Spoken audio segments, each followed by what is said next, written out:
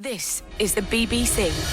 Dear brothers and sisters, all are welcome here at the Confessions podcast, whether saint or sinner. Here we go, 2, 3, 4. Yeah. Hey, well, welcome to our podcast. 88 to 91 FM. That's right.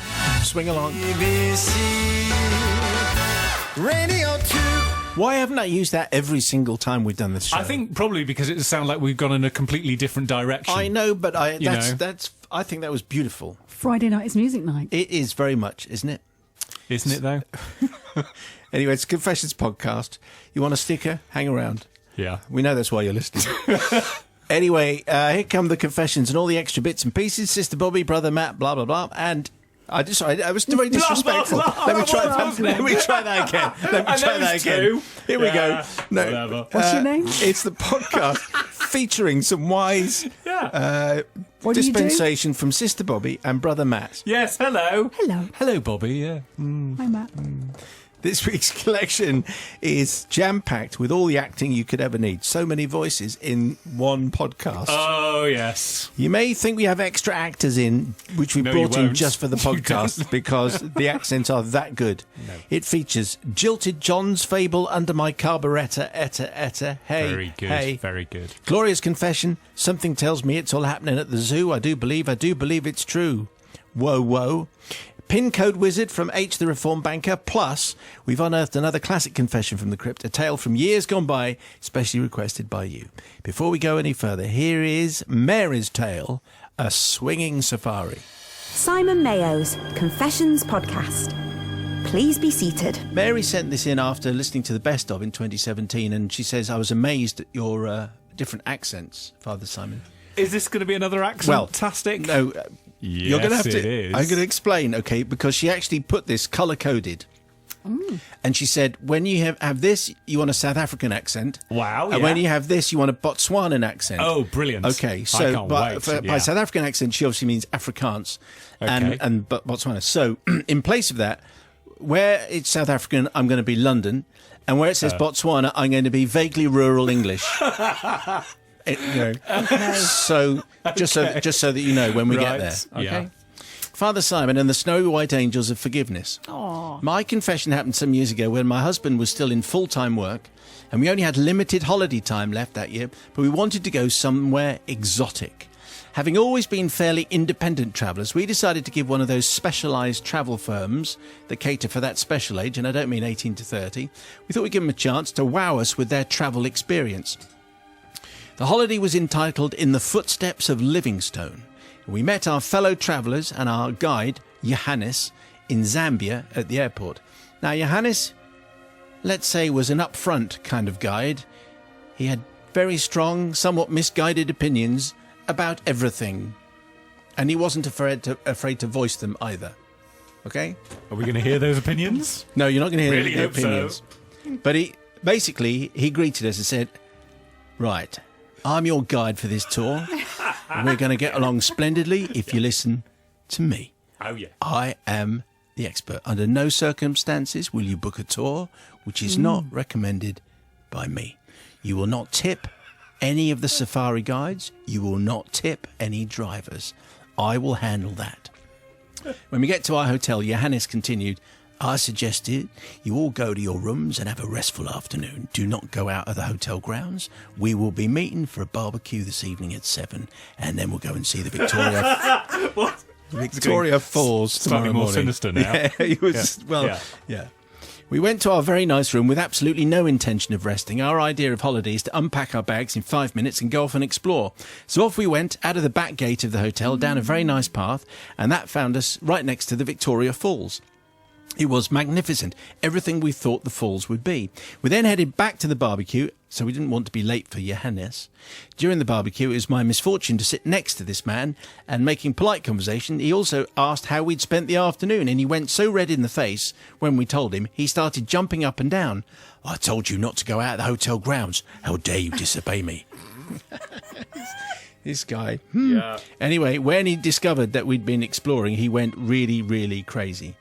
Once he calmed down, I was trying to make some small talk and asked him what kind of wildlife we were likely to encounter on our safari. Well, you get the usual safari big five, he said, warming to his subject. Hippos, very dangerous.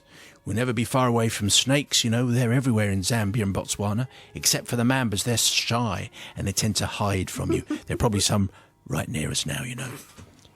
Well, I really don't like snakes, Father Simon, so I was fairly uncomfortable for the rest of the evening, and much to my husband's surprise, spent most of the time poking my head under the table on snake alert. A few days later into our trip, after a very busy day of safarying, we headed off to our first floor room to sit and write the dreaded postcards. My husband will avoid this duty at any cost, as I think will most men. As soon as we got to the room, he suggested getting changed, then heading down to the bar for refreshment. So I agreed, and I followed him into our room to get changed, and as he entered, he threw back the heavy curtains and went striding off to the bathroom. I heard a plopping sound and looked down to see a toy rubber snake, bright green with red eyes, on the floor beside me. Bending down with the intention of picking it up, I shouted, "How many times have I told you not to scare me with these ridiculous toys?" No. When the toy snake put its head up and looked at me, and I realised with horror it wasn't a toy snake, it was real. It was bright green, and it was probably a green mamba. Well, I moved rather quickly, screaming for my husband to finish what he was doing and get rid of it. "Oh, how lovely," he said. "I'll take a photo of it." And then he proceeded to crawl around on the floor, taking photos of this snake, who was not afraid of him and was not going to leave what he considered to be his residence. I picked up the phone and called down to reception. In my best calm British voice, I said, "This is room 234. We have a snake in our room. Could you send someone up to remove it, please?" Reception says, "Are you sure, madam?" So I say... Oh, I'd forgotten. Yes, this was the compromise, wasn't it? I say, "Yes, of course I'm sure. It's all snaky, with snake eyes and everything. Get someone here now, please." What seemed like an eternity, I spied one of the gardeners coming our way, armed with a broom. Husband was still photographing Hissing Sid, who obviously had his own Facebook page the way he was posing. Gardener appeared at our door, over 6 foot tall, but he obviously didn't want to undertake this task. "Has the snake gone, miss?" "No," I said. "What colour is it?" "It's green, it's got red eyes." "Oh, I don't do green snakes," says the gardener. "Yes, you do," I replied. And without further hesitation, I grabbed hold of his safari jacket and hauled him into our room. I'm 5'0", Father Simon, surprising where your strength comes from when you need it in times of stress. Without much shouting, the gardener with his broom swept the snake out of our room, over the balcony, and onto the balcony below. What? Well, I spent a great time over many G&Ts in the bar later with my story, getting everyone's sympathy, but was still a bit worried about the residents who were one floor down, because the snake had landed on their balcony and then disappeared. So on the way back to our room, I decided to knock and warn them. But the door was flung open and all thoughts of warning disappeared as I discovered that our downstairs neighbour was none other than our beloved guide, Johannes. "Yes," he said menacingly. "What do you want?" "Oh," I said, nothing. Just wondered what time we were supposed to meet for our evening safari." No way was I going to tell him that there was a Facebook star, basically a snake, sharing his bed for the night. I thought they'd make wonderful bedfellows. And before Sister Bobby can have a go at me, I did later on in the holiday show him a photo of Hissing Sid. And he said, "Oh yeah, a bush snake, very aggressive, nasty bite, but not poisonous, so you can relax." So anyway, I'm not begging forgiveness from Hissing Sid. He had no right to be in my 5-star room. I don't want any forgiveness from our beloved guide, because he had it coming. And we later found out that his idea of tipping the safari guides was incredibly mean. I do, however, need forgiveness from the terrified gardener who had no idea that such a vertically challenged person had so much strength when under stress. Well, I think I made the correct accent choices there. I was kind of reimagining it in a UK situation. Yeah. To avoid trouble. A triumph. Thank you, Sister Bobby there. Well, you're out of all your comfort zones there, aren't you? You're away from home. I was. Strangers, not you. You were right in yours. It's difficult, Mary, because I would feel absolutely terrified about the snake. The only thing I would argue with you, actually, the snake does have every right to be there, because that's where he lives. And you built a house on where he lives first. So I think there's a kind of, he came first, really. What I don't agree with you, you're not forgiven for, is to go wandering. Because very often in strange places, those rules are there for a reason. So I think you should have listened to Johannes. I think the reason was Johannes was a control freak. Yeah, well, a little bit. It was obviously just trying to, defend his patch. But I think, this time I will forgive you. What do you say? Yes, it strikes me Johannes was just wanting control over everyone, really. I mean, my rule when going on holiday is always to go out and explore, and I'm not going to be listening to some so-called expert telling me that I can't go outside where there's all these things that are trying to kill me, just because I want to be able to explore on my holiday. And my knowledge of snakes is basically Indiana Jones, so I'm going to say that green mambas aren't that poisonous, so I think I'm going to forgive here, because, you know, well, where was the harm? The Confessions Podcast. Can I say at the start of this, you should not try and emulate anything that happens in the course of this confession. Okay. Understood. Okay. Absolutely clear? Right. Thank you. Crystal? Father Simon and the gathered lenient lovies. Absolutely Love right. that. Got the mayor. My confession dates back to the 70s, when I was a small child of 5. And I think this is relevant. It's a long time ago, and she's 5 years old. I mean, we know how innocent I already know 5-year-olds this is are. going to be good. Yeah, go on. And for mitigating circumstances, I will furnish you with the situation I found myself in when the unfortunate events occurred. I was the youngest and the only girl of the family. I was advised that I was a very wanted girl, and as such, I didn't have to try too hard to have the support of my parents with any of the boys whenever they teased me or tormented me. Actually, in truth, I was usually the child that instigated the teasing to see how far I could make the boys go, knowing if it got too much for me, I was able to rely on my parents to pick me up, with me sneering over a shoulder at them, and they would be admonished for their unfair treatment of me because I was in charge. Well, once again, I'm going to enter the... Were you the oldest or the youngest in the family? Mm-hmm.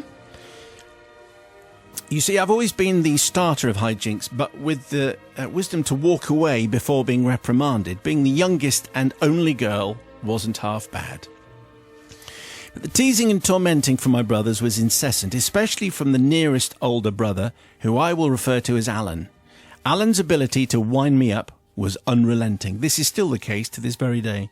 He would often sit in his bedroom and record himself on his cassette recorder saying, "I'll hate her till doomsday, I'll hate her till doomsday," and play it back time and time again. I knew this as I was sitting tapping a pencil on his bedroom door to see how long it would take to make him melt down. Meltdown. Yeah. Great. There's tension in this house. Yeah, there is. Anyway, back to the event. Both parents were working full-time, and often, as it was in those days, when school holidays were upon us, we'd be loaned out to other families to lighten the expense of babysitters or community clubs. On the day in question, myself and my nearest brother were to be loaned out to a couple who I will call Doris and Dave for this story. Now, we've been with these two before. I wasn't a fan. They were taking us for a day out. This usually meant that there was hidden fighting to be done in the back of the car, i.e. we hit each other as hard as possible without making a noise with the hit or with the receiving of the hit, with the added fun of looking angelic to Doris and Dave and not wincing in pain. My guess is that there are quite a few brothers and sisters who've done the same thing. It's quite a challenge, and obviously don't do it. We're not condoning that at all, or anything else. To my utter horror, they were taking us to the zoo, which I can only describe as the worst place that you could take me. Don't get me wrong, I love animals with a passion, but at the time of this visit you could get really close to them and their smells. And this was before the days of security barriers and wire netting. It's a super hot day, the smells were intense. The bickering between brother and sister was at a new high. A couple of hours in a hot car was really taking its toll. Doris and Dave seemed happy that we'd arrived in the zoo, probably just to get out of the sweatbox Ford Cortina that we're all melting. Another old car reference for you, Bobby, just to... Do you like that? I don't mind a Ford Cortina. Never had one, but yeah, pretty good. At the monkey cage, Alan thought it was funny to introduce me to my real family and proceeded to do monkey impressions for the rest of the visit. At the polar bears, he would ask if I was missing my monkey family. Every poster we walked by with a monkey on, he would point at it and compare the resemblance of me to the apes. He probably knew I was at breaking point, and I think Doris and Dave knew too. They were now hurrying us along to the rest of the animals, probably to get us out of there and back into the sauna of a Cortina for the ride home. It was as I was looking at the rhinos and leaning over the wall to admire the rhino calf where it all peaked. I was leaning on a wall, watching the rhinos. Alan climbed up on the wall next to me and did a monkey. That was a monkey impression. Yes, well done. Yeah, not a rhino. Yeah. No. And he did it right in my face, where I, with one hand and probably accidentally, pushed him quite hard into the rhino pit. Into the rhino pit. Yes. Next to the rhino calf. Now, the commotion that followed could only be described as hysteria. Doris and Dave stood like open-mouthed statues. Then Doris started to cry. No wail. Park keepers were yelling, and the mother of the calf started to turn around. There was no stampede or anything. I really do think some of the reactions were a little over the top. But Alan, apparently, so he claims, was terrified. He claims that he could have been killed. Anyway, he was fished out and we were dragged back to the car amidst tourists staring and saying things like, well, I blame the parents and they had no control over them, which didn't help poor Doris's state, and she sobbed for the entire journey back. I still tease Alan with this to this day. I seek out rhinoceros material to tag him into. So now I send him pictures of rhinos, even after all these years. Although actually he's now disabled all his social media accounts because of this. And oh, how we, or more accurately, laugh about it now. So I need absolution, not from Alan. It was not long after that he pulled out my front teeth. And not... This family. What a family this is. And not from Doris and Dave either. She tried to put pigtails in my hair and pass me off as her own. Who does that? Anyway, I seek forgiveness from the rhino calf that endured a few minutes of my brother's company. And from the general public too, as I think it was my actions on that day that started safety glass and wire netting and the now increased attention to health and safety. I'm sure it's only a coincidence that the HSE was established in that decade. Yours, ashamedly, Gloria. It was all an accident, honestly. Well, you see when I said, obviously don't... No. Because this was a long, long time ago and she was 5 and she didn't know what she was doing, reacted... Brother was slightly concerned about where he'd ended up. Yeah. As were everyone reacted. Anyway, everything was fine in the end, Bobby. It certainly was. What a glorious, glorious family, Gloria. You sound absolutely fantastic. What I really love, it really shows that you were brought up properly if you can do secret fighting or hidden fighting in a car, because you know not to behave in somebody else's car. So that's, shows how well you were brought up, and I think that's commendable because it's the kind of thing that we kind of aspire to at that age. And you were only 5, and the thing is, it wasn't your fault really, because let's face it, he was asking for it. You didn't realise the consequences would be so great, and actually I think if this did start the big kind of health and safety revolution, I think we've got you to thank for it because it protects the animals better. So really, that's a good thing. It was not long after this he pulled out my front teeth. Yes. Anyway, so well, they were probably the loose ones anyway. We need to hear from Alan. I really. think you sound like a perfectly functional family, and I only admire you all. You are forgiven, Brother Matthew. Yet again, younger sibling getting away with murder, as per, I think you'll find. The 70s clearly were a completely different world, weren't they? I mean, surely we still believed in putting the fences around the dangerous animals. We weren't just having them roaming around. Apparently, you could just climb up on a fence as a 5-year-old and knock your elder sibling into a pit with the rhinos. Well, in those days, we looked at things differently. Well, we certainly did. I mean, it's a rhino pit, and I'm getting up there as a 5-year-old. So, yes, I'm going to forgive. Am I? No, I'm not. I'm not going to forgive because she's the youngest sibling, and I've just realised those are the rules. Right. Sorry. Simon Mayo's Confessions Podcast. That was Gloria's confession. Something tells me it's all happening at the zoo. I do believe it's true. Yes, trying a little hard, that one, I think. I know, it's a little bit long, isn't it? I don't know why I didn't edit that. Anyway, if you missed Gloria's confession go out on the show, then you'd have missed the reaction on the people's verdict. But kind-hearted people that we are, we always share the best of your messages here on the podcast, so you don't have to go to the effort of listening live for a couple of hours. Yeah, well disguised. To Thursday. Yeah. There we go. Completely forgiven, says Dolly. I had an older brother who used to get my pillow and break wind on it. You've got to sleep on my smell, is what he used to say. Still to come, seeing as the Oscars are coming up, could this be my audition for Best Accent? Pretty girl like you doesn't want to be travelling in a leaky old pram like John is. My Ford Capri over there, the one with the beige vinyl roof, different times, you know, is much more tickety-boo, and the heater works. Come on, hop in with me. Just sounded like my normal voice, really. It did, really a little, yeah. Anyway, lots more of that coming up. Let's rush over straight away while we have a moment, because look, over there, it's the parish notice board, and Bobby is studying all of the notices and the phone pictures that have caught your attention. Over to you, Bobster. Dear Simon and the team, Yes. my partner Lily has yet to fully embrace the collective and its ever-expanding list of confessions. Seeing as she has now acquired a cast on her ankle, she's broken her ankle and cannot go to work, what better time than now to catch up on the delight your podcast already gives me. Well, there you go. And it's... Stage directions, see picture. Oh, I haven't got that right, picture. yes. Let me have a look. Let Lovely. me see that. Hold on, so if you could describe that picture, Simon. Yeah, well, it's got a very cheery chappy with a cap indoors, wearing a hat indoors, big beard, glasses, holding up the Confessions podcast on his smartphone. That's Ben. And partner Lily.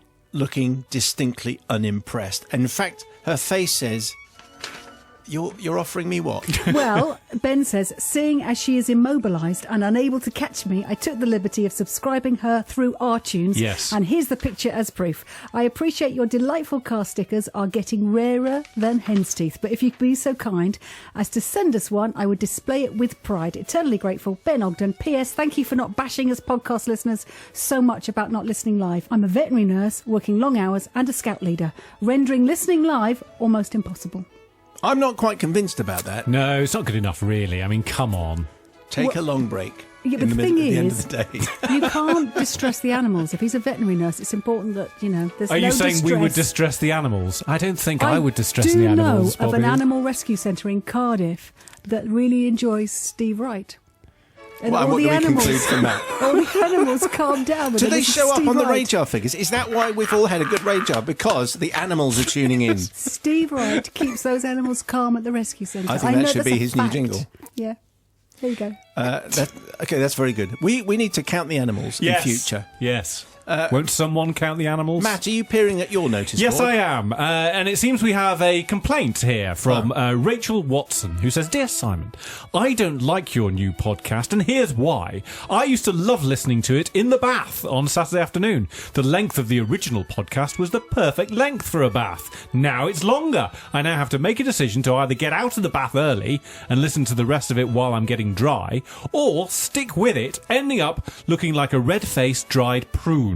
What do I do? P.S. Despite not really liking the length, but still listening all the same, can I have a drive time car sticker, pretty please? Do we give Rachel a car sticker? So she's writing in to complain, but she Yes. still wants us to give her something I think for nothing. it's a backhanded, sort of, although I love it really kind of Yes. thing. If you gave her a car sticker, she could put it in the shower, and she could have a shower, which means that she wouldn't end up Or, like a more to the prune. point, she could roll it up. She could roll up the car sticker into a long pointy implement and then point it at her phone where there's a pause button. Oh, that's and then true. you can listen to the rest of Yes. it later. Maybe have more than one bath a week. There's an idea, Rachel. Perhaps just split them between the baths. Let's give her a sticker. Of course you can have a sticker. We'll send you Yes. 10. We'll send you 100. No, we won't. Okay, no, absolutely we won't. Now, Pauline emailed to say, first of all, there was a big stupid email, keeps bouncing back, doesn't like my photos. This is my 4th attempt. Dear Simon and the lovely judging ones, I really want a drive time car sticker. I've tried for many weeks to make my son subscribe to the wonderful Confessions podcast, but we've been thwarted by technological glitches every time. Photographic evidence supplied, image 1. Grumpy looking Pauline with a screen full of numbers. Yes, that got through. Okay. I've also tried to subscribe myself for even longer, but have again been thwarted by more technological glitches. Windows Phone, image number 2. Image number 2. Here it comes. There you go. What? What's that? That's Oh, Picture of a microphone. That's all Yes, that no, is. that's not. After that's that, not I right. attempted to Twitter you, which I'm rubbish at, What? that's not allowed. and I sat refreshing the page until the podcast was posted so I could listen really, really fast and get the code phrase, but I'm not good at Twittering, so not sure I did that right. And here's the third image. Oh, yeah. Okay, that's your alarm. Yes. Yeah. She's trying, though, isn't she? She is. That's very true. I do love the podcast, though, so I've set a Simon Mayo's Confessions podcast alarm on my phone for 12 Oh, p.m. that'll be That's the what alarm. that one There is. we go. Oh, it's all Yes, out of yeah. sequence. What noise has she assigned you? Irritating squeak. Sarah, some old racket. Absolutely. Irritating squeak would work quite well, really. I think I'm going to have that on my new jingle. Yeah. Anyway, if all of this fails, please can I just have one for having 158 episodes dating back to 2012 saved on my computer and hard drive that I take out to listen if I'm in the car at a non-drive time, which is image 5. Wow, 158. Goodness me. Using up all your hard drive. And there's a photograph of everything that's on our hard drive. Oh, wow. All Well, the different not confessions. Okay, well, I did have more, but I lost some in the external hard drive disaster of 2016. Mythical. We all remember that. Here's Oh, hoping dear. this is enough photographic proof that I love the podcast and have attempted to follow the sticker obtaining rules. From Pauline, thank you very much indeed. Well, Definitely, Pauline, yes. thank you very much indeed for all the photos, which is proof that you love us and we love you. And we're going to come round in a couple of days and just do some odd jobs around We the are house. not coming round to your house. We might just clean up and tidy the drive. Only if you feed us. Tidy the drive? I think she Tidy the sounds drive. she sounds like the kind of woman with a drive. Okay, well, dirty drive? No, I don't think so. weeds Sounds like... come up and things like that. Oh, right. Yes, that's fine. Let's move on. Okay. Here comes another colourful look through the parish notice board. Oh no, that was that. This is going to be a long podcast. Yeah. Well, that was fun. Time now for the section of the podcast where we publicly shame those confessors whose stories are so shameful and shocking they're not fit for mainstream radio, but are okay to have a snigger about on a podcast. Different rules. Yeah. Before we start the roll call of shame this week, it is worth saying that if you're of a sensitive disposition, you might want to skip these next few minutes. So we're actually giving warnings out for... Wow. Are we losing heart here? I don't think so. Mick. It was not okay for you to hide that magazine inside the paper you gave to your dad whilst he was in a long queue at a petrol station, especially as when he was asked to return it by the cashier, the whole queue watched as he struggled to reach the appropriate shelf. Was that budgie fancier or something? Yeah. Probably, yeah. Ian, just because you have now learnt which drinks can and can't be mixed does not make up for the time when you woke in the night and didn't quite make it to the bathroom, especially as you weren't in your own home. And the roommate you blamed your mess on was then known as Sicky Sarah for the rest of her university days. We have had quite a lot of I woke up in the middle of the night and didn't know where the loo was. Yeah. I was going to suggest on a plane you get those strip lights that lead you to the emergency door. Maybe houses need those strip lights. Good point. Yes. Good point. Builders, take note. Barry, using your new leaf blower to send the presents your next-door neighbour's dog had left in your garden Oh, lovely. back under the fence was never going to end well, was it? I mean, would that even work? Let's just Only say- if it does work. That's a whole thing. Let's for just me, say the yeah. leaf blower followed your lead and took early retirement along with the neighbour's entire bedding collection, which happened to be on the washing line that day. I hadn't thought that. That's quite an interesting idea. Yeah. And our most disgusting confession of the week goes to Nick. Hindsight is a wonderful thing. However, you didn't need hindsight to know that exposing the whole top deck of a bus to the leftovers from your last dog walk with your brother's Labrador Keith was not a good idea. The fact that the walk was 5 months ago and you hadn't worn the coat since then is not an excuse. Nobody will be surprised to hear that you were the only person left on the bus. So he's taken the bag out on the bus? He's taken it out on the top deck of the bus?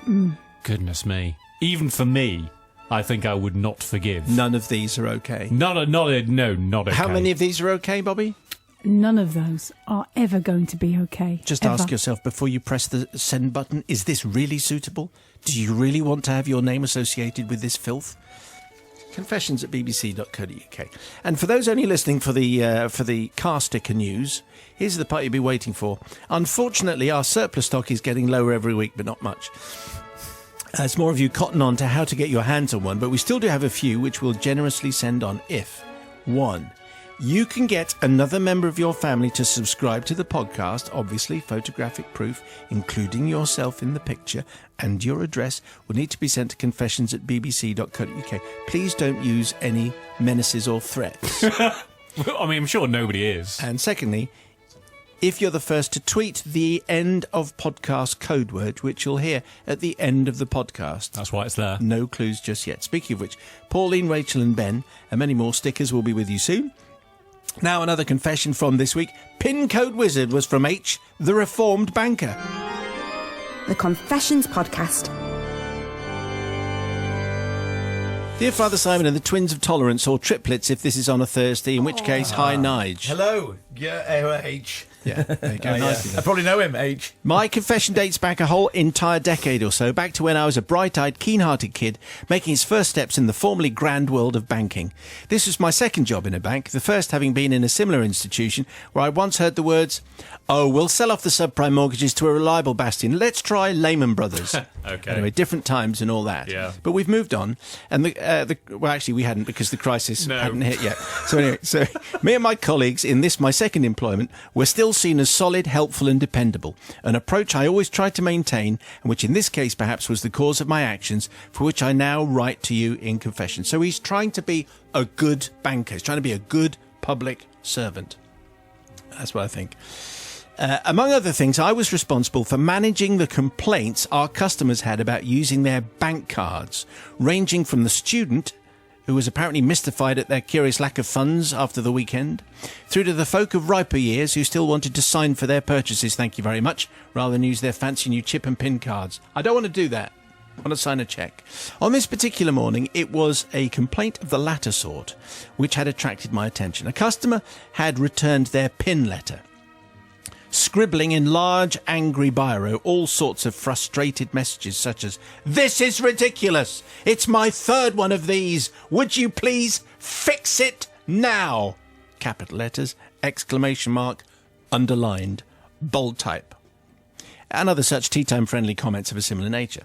As I read further, I discovered that the cause of their ire was the little window tab at the bottom of the letter that they had to pop out in order to reveal their new pin. I think most people have one of these. Several attempts to peel it off had merely succeeded in skillfully but uselessly removing incredibly fine layers of paper without exposing the 4 digits necessary for actually using the card. Now, far be it from me to criticise, but the instructions on the back did explain how to open it. A slight folding action was all that was necessary, and hey presto, out popped the tab, and I was able to read the new pin in its 4-digit glory. It was then that I wondered how I could fix this for the customer. I couldn't just order them another pin because they'd already written about this, and this was their 3rd pin, and a 4th would probably cause them to totally combust. I couldn't get them to come into the branch because we didn't have anyone anywhere near them. I mused aloud ruefully that it was a pity we had no automated system for this, where customers could just ring up to get their PIN. And that's when I realised that our customers probably didn't know that we didn't have such a service. And an idea started to form in my mind. I couldn't. Well, no, that would be silly and disreputable. Or was it? After all, our outbound calls all came from withheld numbers, so the customer would have no way of calling back to check. It was the kind of idea that the more I thought, the more ludicrous it became, yet at the same time, somehow it grew ever more sensible, logical, and the only thing I could do. And so it was that I got the customer's phone number, booked myself into a quiet meeting room, and dialed the number. Yeah? And it says here, I'm reading, came the gruff Ray Winston-style voice. Oh, is it really? I know. It's someone who knows you well. I'm afraid we're back there again, making a return. Yeah. It's Johannes from yesterday. I was going to say. Yeah, what you want? We're going to call this man Ray. Carefully removing all sense of human emotion from my voice, I flatly intoned, "Hello, this is the Your Bank Voice Activated PIN Service." Okay. In a slightly out-of-body experience, I heard myself impersonating an automated phone system. It all of a sudden seemed most unwise. However, silencing the fears inside my head that I didn't after all make a very convincing robot, I continued. "We have your PIN for card ending 1, 2, 3, 4. Please confirm you are ready to receive your new PIN." How am I doing? You're rather good at this, actually. I think you're better Ray- than Ray Winston. Thank you very much. Ray replied that I'm ready. He was still pretty gruff, and if I'm honest, frankly rather ungrateful at this level of effort that this computer was putting into the whole thing. Your PIN is 9, 8, 7, 6. I even made the numbers have inexplicably odd pitches to them. You see, I did that to add to the convincing display. But I needed to make sure that Ray, who had form with struggling with bits of paper, had recorded the PIN correctly. So I went for it. "Please repeat your PIN." So Ray dutifully said 9876. Oh, yeah.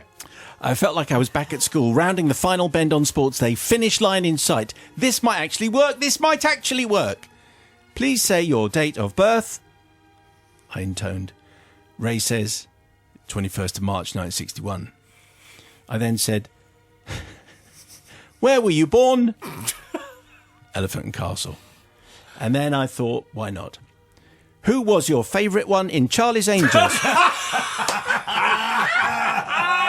Before adding, but not Bosley.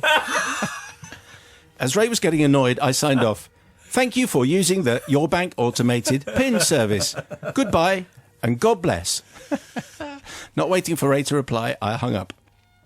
Feeling a sense of euphoria, probably unfamiliar to many a bank employee, let alone a British one, I left the meeting room, and it was only then I realised I couldn't really tell anybody what I'd done, because whilst helpful, it was definitely not something that appeared in the many reams of terms and conditions of service the bank dutifully and dryly committed to provide its customers, particularly the one about not letting anyone else know your PIN. Still, I was quite pleased with myself and had to tell someone, so when I got home, I relayed the encounter to my wife. As the words left my mouth and hung there in all their absurdity, I definitely got the feeling that this was not perhaps my finest moment. What gave it away was when my wife doubled up in laughter. But anyway, I don't seek forgiveness from Mr. Winston, as he was needlessly gruff and ungrateful. And I'm anticipating support from Matt here, just needed to follow the instructions. Yeah. The ones on the letter, you know, it says it there. The one that everyone else finds very easy to follow, Ray. Now, it's my wife's forgiveness I need, as for many years she's wanted to tell others the story of her idiot husband's impersonation of an automated phone service, yet has had to keep this story to herself for as long as I remained in the employ of the bank, something which is no longer the case, as I have a different job. I throw myself humbly at your mercy. P.S. I hasten to mention I wasn't replaced at the bank by a robot, although admittedly that would have been a fitting ending. For H, the reformed banker, different times and all that. Well, he was motivated by a desire to do the right thing by a slightly dim-witted customer. What do you say, Sister Bobby? Well, first of all, yes, you wanted to do a good thing. And H, the reform banker, that's a good thing. But of course, you broke every single rule in the bank, which I think is also probably, maybe... I reckon there are probably a few few other others. bankers who broke a few rules. Of all the rules that are broken, it's not the worst. But I don't condone that kind of behaviour. And of course, it's very important that you don't do that. However, Matt will. I would have forgiven you if you hadn't have blamed the customer. Because, you know what, I never read that back of that letter. I just rip it open somehow. Who reads the instructions, Matt? Everybody does. Do you no, they don't. Everyone You pop does it open, there it is. And they're not a bit stupid. You don't pop it open. It's tricky sometimes. So I don't blame the customer. And that's the reason why I'm not forgiving you. Okay, novice. You see, Ray actually would have been then able to work it for the first time. I mean, that's a good thing, because if he'd followed the instructions, I know about, you know, repeating the PIN over the phone. That breaks every rule that we're ever told about, particularly recently. I don't know how long ago this was. But I do have to say, the best automated voice 2018 goes to S. Mayo. That was one of your best impersonations. Thank you. I find it quite easy to be an automaton. Really? Funny that. And yes, H, definitely forgiven. Brother Matthew. Well, I have to say, when we started off with this being a banking confession from 10 years ago, I was thinking of something far worse than this. So this, actually, I think he does very well. The fact is, he's providing a service to someone who is, I'm not going to say dim-witted, but someone who, you know, can't read instructions and chooses not to, and then flagrantly decides it's someone else's fault. Unlucky, Ray. So I'm going to definitely forgive, because I'd hope that someone would do the same for me, and particularly use that voice, so forgiven. This is the place where penitents seek our pardon for their sins. Simon Mayo's Confessions Podcast. Dear Simon and the I've done that one. Yeah. My confession dates back to the late 70s, when I was a junior executive in a large aviation company, stationed on top of a hill in the windswept Lincolnshire wolds. The ratio of amorous men to available women was significantly disproportionate. Imagine our delight, then, when Nancy arrived. Nancy was a goddess. Bees around a honeypot would pale into insignificance to describe the response she received, and much to my shame, I was buzzing around with the rest. She was amazing. Imagine my elevation to stud muffin then, when... What?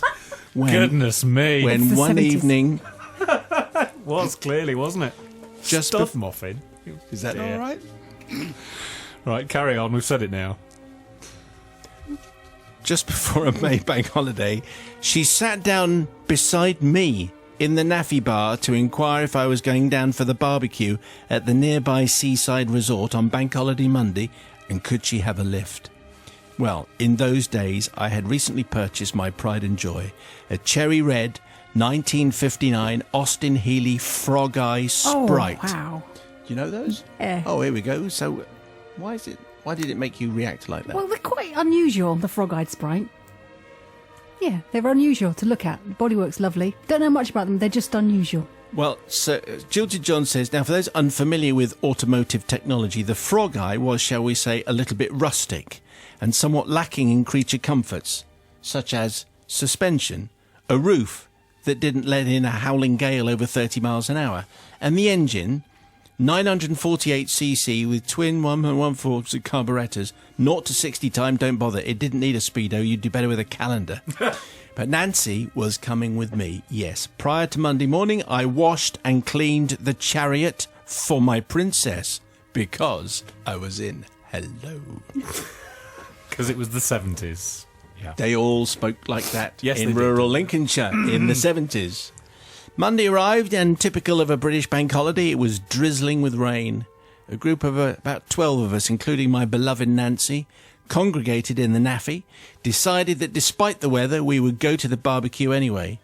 Walking to the car park, my so-called mate and work colleague, known as Slimy Stew, too handsome, let me tell you, for his own good, and he already had a girlfriend in Scunthorpe, put his arm around Nancy's shoulder and said, "Hey, sweetheart, on a day like this, a pretty girl like you doesn't want..." This is a Lincolnshire, come on. Is it? I mean, Terry Thomas. Pretty this. girl like you doesn't want to be travelling in a leaky old pram like John is. John is. My Ford Capri over there, the one with the beige vinyl roof, different times, you know, is much more tickety-boo, and the heater works. Come on, hop in with me, he said. Right. He'd been brought up in the war, in the RAF. Yes. Without batting an eyelid or even looking in my direction, the woman of my dreams turned to him and said, "Can I really?" Well, I won't dwell on the barbecue, apart from to say that with a spare seat in my car, I got saddled with giving a lift to farting Frankie. Instead of Nancy the goddess, it was farting Frankie. No further explanation needed. Well, I don't think we did. Not my ideal travelling companion, let me tell you that. Well, no one's. By the end of the day, it was obvious that the snake in the grass, Stu, had worked his charm, and despite my pathetic smiles in her direction, Nancy had eyes for no one else.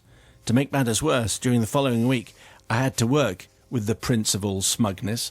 And this smugness built to a crescendo, if that's indeed what smugness can do, by the following Friday, when an endless stream of innuendos, he was telling everyone who would listen that tonight is the night, you know. It is, it really is. He was taking Nancy for dinner at the local Little Chef. Yes. It was a classy... It clearly was. A classy date. Olympic breakfast. And planned on taking the long route home through the country lanes, you know. My Capri also has reclining seats, if you know what I mean. No, I don't. Don't want This to know. is, in essence, where my confession begins, because for anyone familiar with Ford Capris, or Fords in general, which I imagine, Bobby, you are, Some of them. the 1970s was not synonymous with the best of locksmith technology. If you could open a corned beef can with it, you could unlock a Ford. The 1970s was also a popular era of that wonderful commodity, the Kraft cheese slice. Now, I'm not sure if it was just coincidence or if the designers at Kraft back in 1949 had the foresight to deliberately design the cheese slice at the perfect dimensions to be slid into the demist vents. But boys, you did me proud. You can imagine that's exactly what they were trying to do.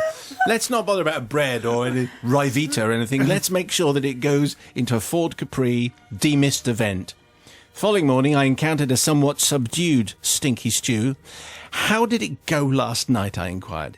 "Well, it didn't," he replied. "For some reason, there's the most nauseating stench in the car." I tried... I've been watching The Crown. It's hard to... No, not coming across. I tried opening the windows and turning the blower to get rid of it, but it just seemed to make it worse. Before we even got to the restaurant, Nancy had thrown up all over the dash. Lovely. And the sheepskin seat covers, and she also threw up over me, don't you know. Oh, She dear. didn't want anything to eat, refused to travel another inch in the car, and instead insisted I pay for a taxi to bring her back home. I did my best to make comforting noises and had to pretend to be having a coughing fit to conceal my outbreak of laughter when he revealed that the Capri was not actually his, it was his daddy's, and he had surreptitiously borrowed it without his parents' knowledge whilst they were away on holiday for 2 weeks. Aha! Father Simon, I don't seek redemption from Stu, as I think I mentioned, he already had a girlfriend in Scunthorpe, and he deserved the retribution that he would receive from his dad. Neither do I seek forgiveness from Nancy, but I do seek forgiveness for the following act. About 3 weeks later, recovering from my rejection and trying to increase my credibility, I did a straight swap. My leaky old pram, my cherry red 1959 Frog Eye Sprite, an icon of our motoring industry, was exchanged for an 1800cc Morris Marina. It was beige, it had velour upholstery, and about as much personality as a breeze block. But misguidedly I believed I might be more attractive to women if I had a Morris Marina. I was wrong. Yes. Yes, very wrong. And I throw myself on your mercy. Can you imagine? I mean, the Frog Eye Sprite just sounds as though it's got oodles of personality, however rough it might be around the edges, as opposed to the Morris Marina. Anyway, Jilted John using the cheese slice to good effect for revenge. Sister Bobby. Well, you see, the thing is, Slimy Stew, he had a Capri. Now, if he had turned up in a Consul Capri, which would have been real class, that would have been absolutely fine. I'd have said, you know what can you say, Jilted John? You've got the frog-eyed, which is brilliant, but the Consul Capri 1968 is absolutely gorgeous. I can understand why you lost her, because that would kind of be that would be for me, you know. How shallow would that make you? Well, the thing is of course I'm not like that. The thing is I forgive you for the cheese because you didn't do any damage to the car. That's the most important thing. It was just in the heat event, and it would have been absolutely fine. It would have dried up. Might it not have melted and then oozed into the... Fine. It would have been fine. I'm not sure. You know, cars like that, basically, they're just nuts and bolts and you can take them apart. It's fine. It's different now. But I'm going to say, actually, I think you got away. Jilted John, you got away from a bad woman, because if she traded you in for Slimy Stew in that car, you don't want her anyway. She was shallow, wasn't she? Very, very shallow. Yes. Brother Matthew. Better off without a Jilted John, I'd say. But also this Slimy Stew swanning around in his daddy's car, thinking that the world owes him a living because, you know, him and his upbringing and everything handed to him on a plate. So I am going to forgive for some misguided class war reason, and also because I prefer the bug-eyed Sprite. I So, do wonder yes. whether actually one of the reasons why he sold the bug eye is because of farting Frankie, who has got off scot-free at the moment, but I think maybe Yes. it might have been more of Frankie's fault. Little unfair on Frankie. Can I just say it's a frog-eyed, not a bug-eyed. Is it? It's It's important. frog-eyed. Come in here got, with got your the name of the wrong car there. Technical Well car done. knowledge. Simon Mayo's Confessions podcast. That was Jilted John's tale under my carbaretta. Etta Etta, hey, hey, yeah.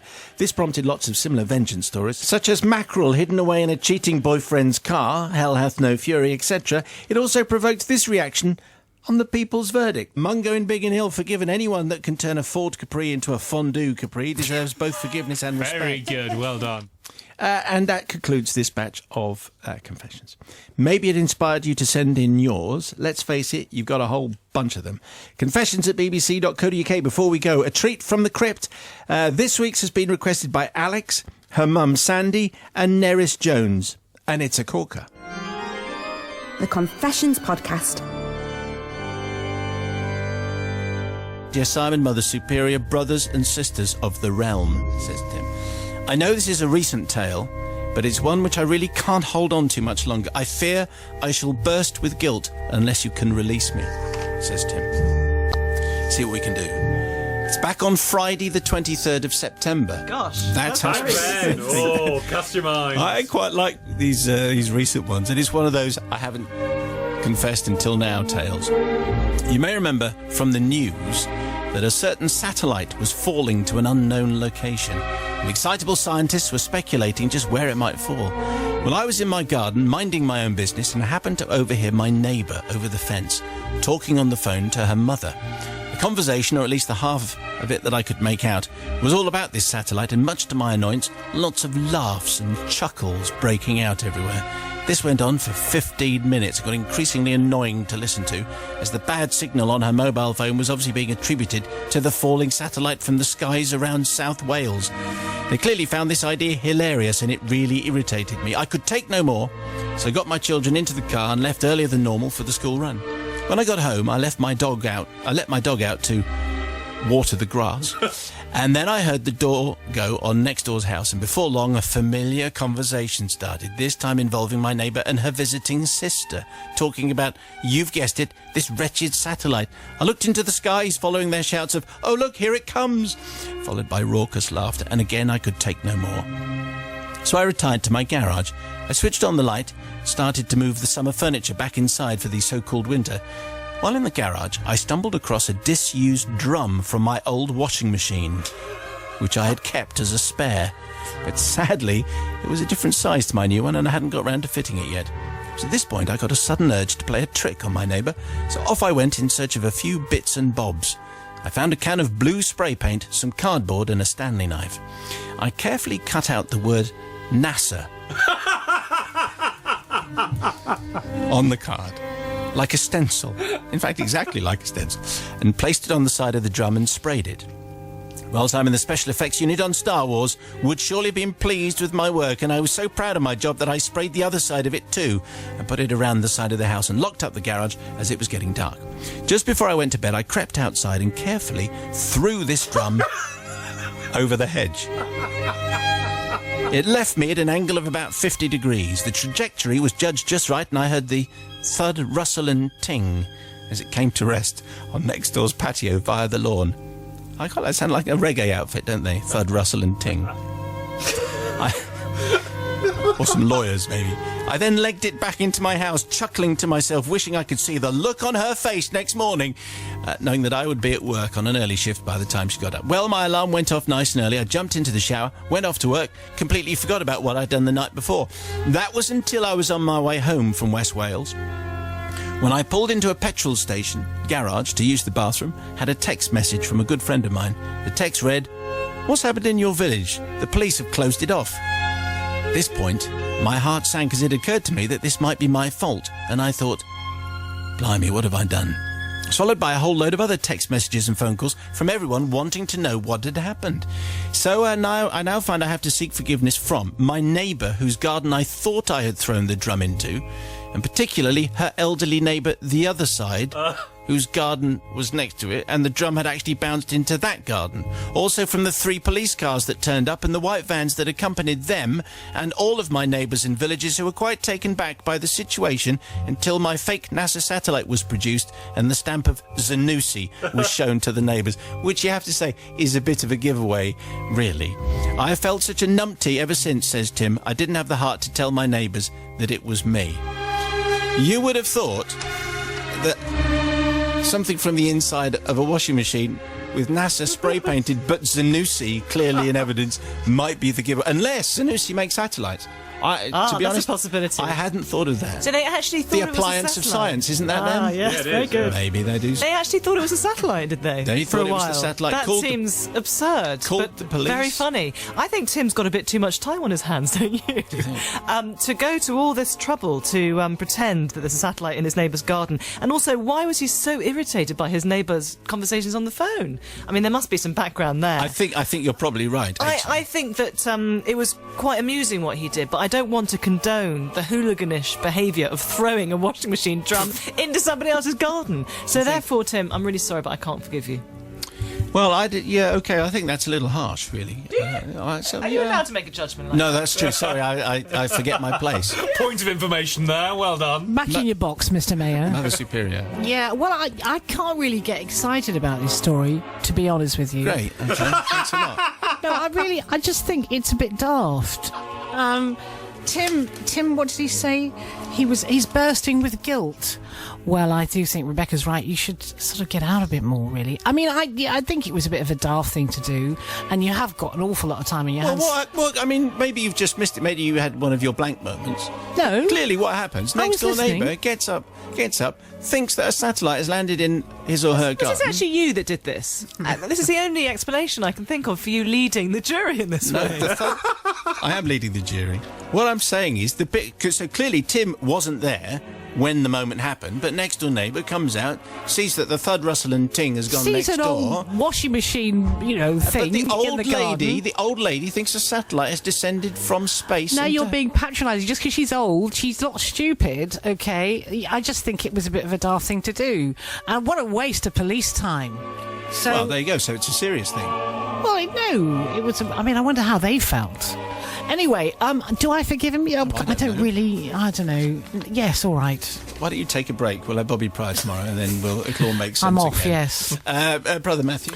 I think this is superb. And anyone who calls out the police and who knows who else just because they get a washing machine part with NASA sprayed on it, thinking, oh, that's definitely a satellite. Looks a bit like a washing machine drum. Has Zanussi written on it, but no, it's got NASA sprayed on it, so it's definitely a satellite. Deserves everything they get, even if they are little old lady living 2 doors down. Tough! You shouldn't be calling out the police just because you got washing machine drums sitting in your leaks. Tough. There must be a job for Matt somewhere in the universe where he just has to shout at people all the time. I can't think what it could be.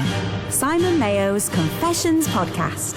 And that was your confession from the crypt this week, starring Rebecca. Yes. In fine form. Sally, of course. I just like the fact that it had Zanussi stamped on the side. Yes. Now, if you have a request for a vintage confession, send us over the details, as many of them as you can remember, to help our top filing system, to confessions@bbc.co.uk. We'll do our best to dig them out of the crypt. Sister Bobby, you forgave 3 this week, 3 out of 4. Yeah, good for you. Your yearly tally, 11.5 forgives to 10.5 not forgives. Well, that's not right, is it? That's kind of over half that I've forgiven. That's not my usual way. No. Matt, you forgave everyone but one. Oh, really? And that was the one about the little sister. So we know you always right. favour Yes. the older sibling one. Yeah, quite right. So that takes you to 20 forgivenesses and 2 not forgivenesses. Well, that's pretty much me. If you have something to get off your chest, you know where to send it to. And if you made it to the end of the last podcast, I ask you to tweet "Sorted Out Bobby." Oh, hashtag "Sorted Out Bobby." And Bobby has sorted it out. I've noticed there were fewer roadworks this week. Correct. Apart from outside here, where they're an absolute nightmare. Yeah. Yes. Sort that out, Bobby, will you? Will do. Thanks to Elizabeth, who gets the sticker, and Cy, Jenny, Alan, Joe, Jack, and millions of others who did the same. This week's code phrase is, stand by to tweet it, who wants to give a lift to farting Frankie? Remember to Farting subscribe to the podcast. And don't forget, you can hear the whole of our radio show because all of it is fabulous. It is all of it. Every single bit of it. Matt Yeah. says goodbye. Goodbye. Bobby says goodbye. Cheerio. Thanks for listening. We'll be back next week. The Confessions podcast. Go in peace.